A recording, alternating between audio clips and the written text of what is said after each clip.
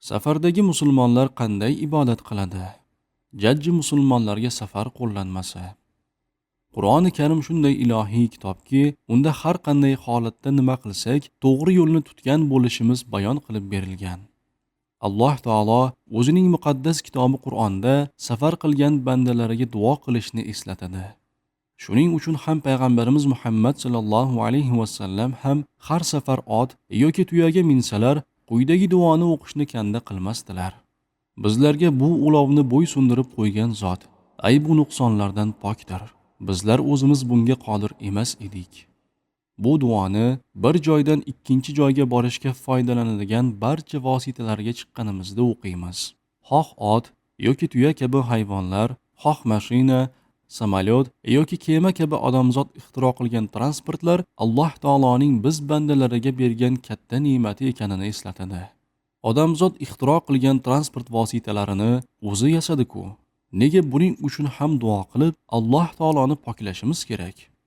Sababi, avvalo Alloh bizga ilhom bermaganda bu ixtirolarni qila olmas edik.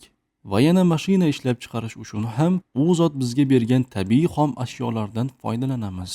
Ustiga ustak, bu transportlar yurishi uchun ham neft, gaz yoki elektr kabi tabiiy yoqilg'ilar kerak bo'ladi. Endi tushundingizmi?